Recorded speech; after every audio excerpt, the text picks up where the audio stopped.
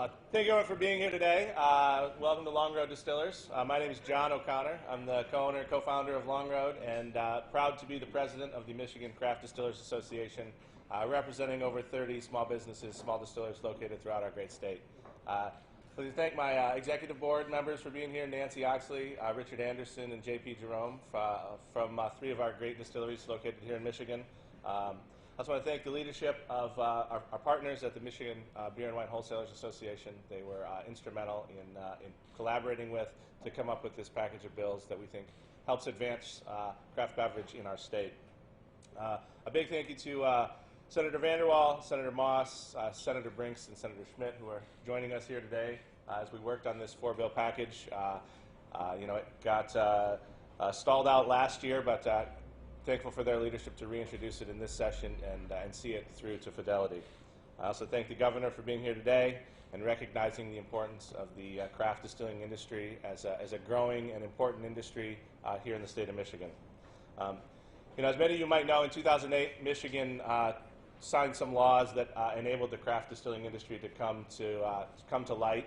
It reduced the license fee and allowed distillers to have a tasting room like this one that we're all gathered in here today.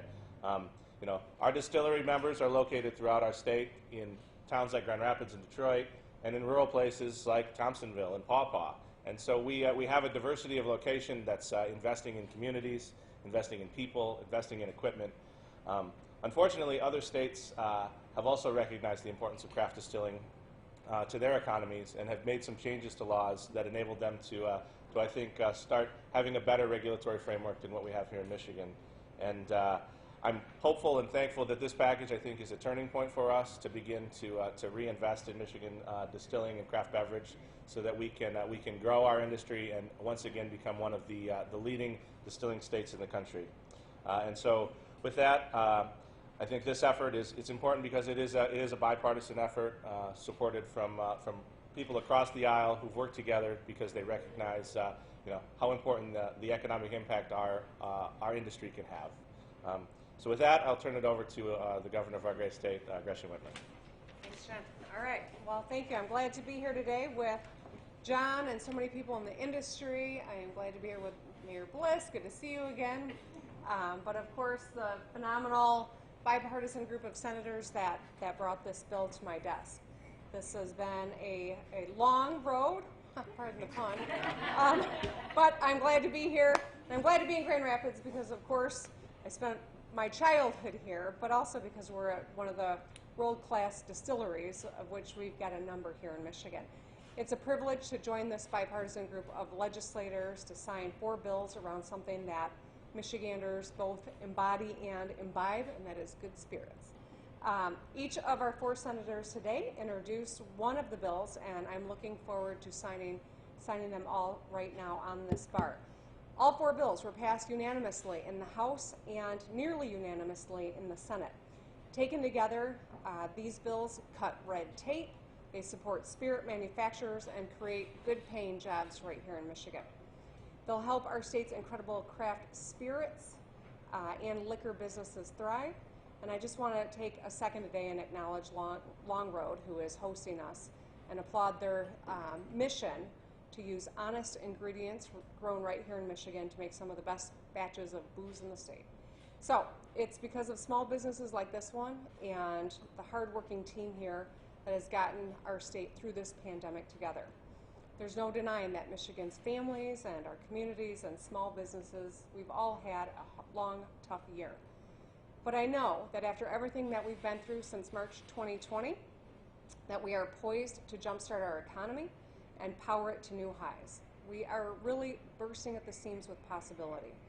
And it's our job in state government to harness this boundless energy of our people and make sure that we thrive. So together, thanks to the millions of people in our state who've gotten vaccinated and those who have served on the front lines of this pandemic, we're going to make sure that Michigan comes back stronger than ever. And now I'm going to turn it over to Winnie Brinks, the senator for this area. Good afternoon. I'm Winnie Brinks, and I am very proud to represent Grand Rapids in the State Senate. And of course, I want to say thank you to Kyle and John for hosting us today at Long Road Distillers and to the whole team here. It's a great honor to have Governor Gretchen Whitmer in our city today to sign this bipartisan legislation into law. And I also want to extend a warm welcome to my colleagues, Senators Moss, Vanderwall, and Schmidt, for making a trip today. Grand Rapids may be known as Beer City to many, but we also have a very innovative craft distillers who contribute to our economy and our culture right here in West Michigan.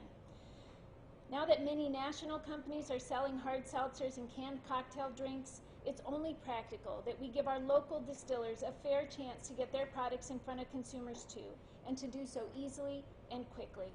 This common sense legislation to be signed today will allow small businesses like Long Road Distillers to distribute these new products throughout our state. It will also give Michiganders, of course, the opportunity to enjoy a delicious beverage with family and friends, all while supporting our homegrown businesses that create jobs right here in our communities. I'm grateful for the opportunity to work with my colleagues on both sides of the aisle to get this package passed, and I thank Governor Whitmer for working with us to craft this legislation that removes tax barriers to entering the distilled canned cocktail market while safely regulating these products for consumers. Governor Whitmer and Senators, keep an eye out for an invitation from me to toast this achievement with a canned beverage just as soon as these beverages hit the market. And with that, I'd like to hand it off to Senator Vanderwall. Thank you, Senator Brinks, and thank you, Governor. I want to also thank John from Long Road for all his work that he worked on this package with us. I also want to thank Senator Brinks, Senator Schmidt, and Senator Moss again for joining me today. We look forward to the signing of these bills. These bills are a product of over a year of hard work.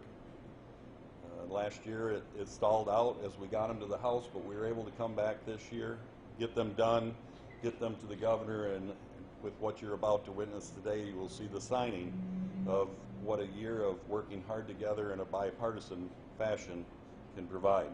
Ready-to-drink cocktails have experienced massive growth in the marketplace in the last several years. This legislation is a critical piece of ensuring that these products and ensuring these products will continue to grow and also promote jobs locally. We have groundbreaking distillers right here in Michigan, like the Long Road Distiller, and along with others that make great products, and some in my district.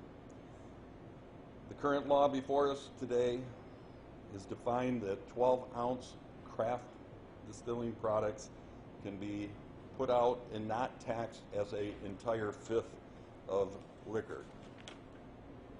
The market will be safely regulated, and we will continue to move forward. Now, we look forward to seeing locals compete against national brands and experience another piece of tremendous growth to their business.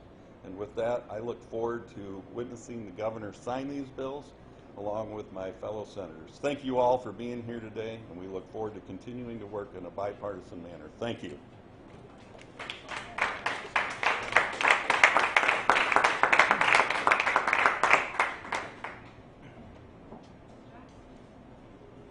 I think it's worth acknowledging too that a lot of our craft distilleries produce hand sanitizer throughout the pandemic, and I want to thank them for contributing to our ability to keep people safe. All right, here we go. I need someone to tell me what time it is. 12:38. 12:38.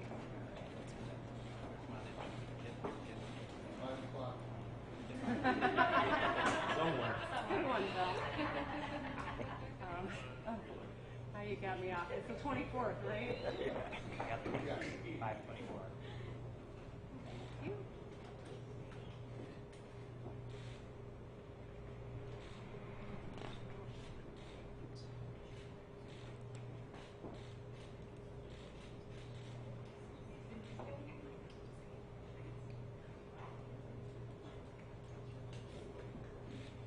All right, should we'll get our photo up and then I'll do the business of signing the other three?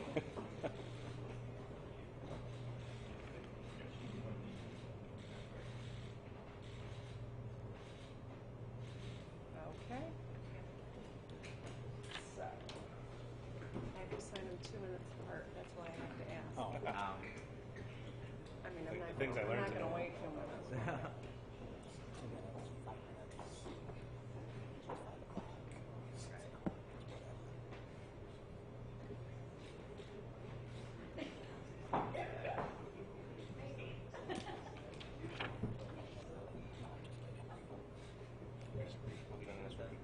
Yeah. Cheers to this, too. All right, perfect. I wish I could stay. They're making me go home and work.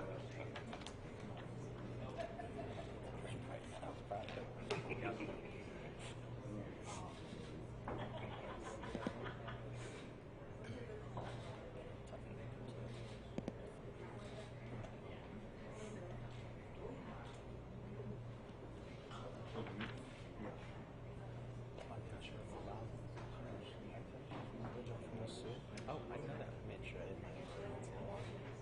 You're all got it all recorded. You see his tie? It's perfect. Made in the United States. I'm tying in the parking lot. Yeah, I was putting it on. I was touring the Special Olympics over west side of the world, South Christian High School. Got it. Pretty amazing. I didn't realize the Winter Olympics or soccer finals, World Cup and Special Olympics are going to be held in Detroit, October 29th. But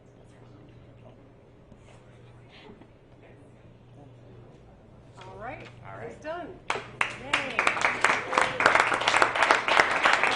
thank you, Governor.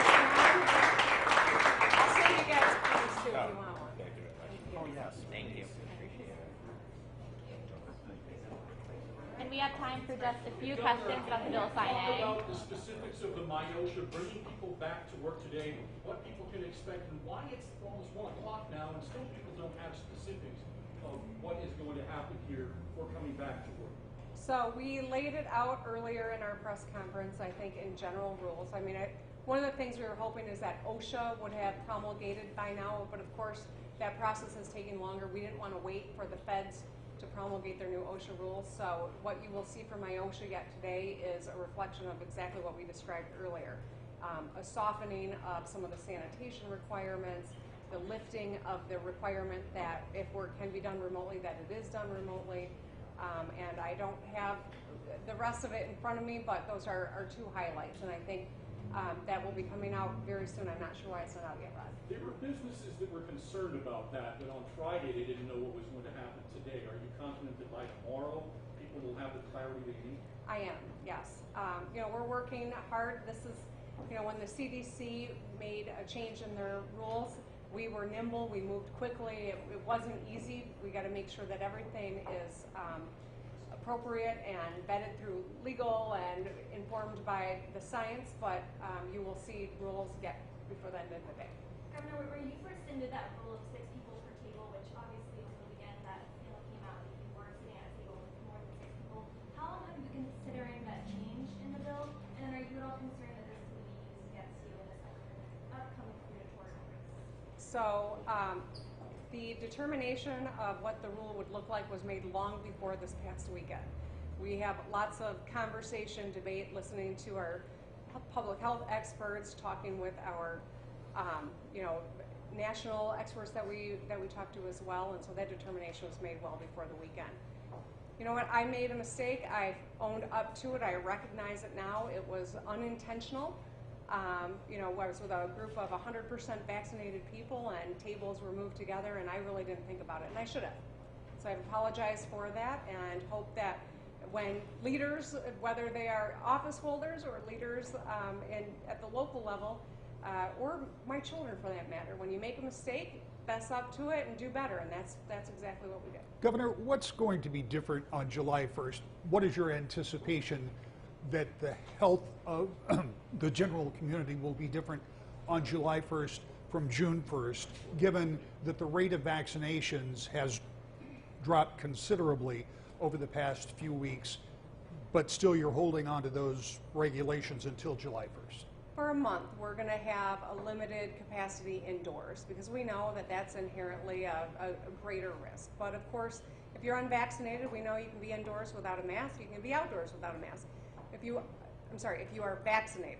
If you are unvaccinated, being inside is riskier, and that's why we will continue to have a masking rule for the next month.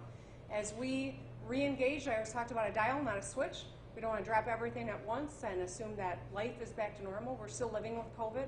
We have to recognize that and make a graduated change. Now, of course, it's still a pretty dramatic change. In the span of 1 month, we will go from limitations to no limitations, and we're going to have to remind people that if you are unvaccinated, it's easy to go and get a vaccine today, and it is the best way to stay healthy and go to family reunions or go to a ball game or have a barbecue. I mean, these are the ways you can stay safe and get back in the workplace too. We have time for one more question. Governor, did the nonprofit that paid for your Florida trip also pay for your trip to DC in January? Beth, we have shared the information. We've complied by the law. We have complied by ethics rules, and there's not anything more to add. So That's all the time. That's all the time we Thanks, have. everyone. Thanks, Have a great everyone. one.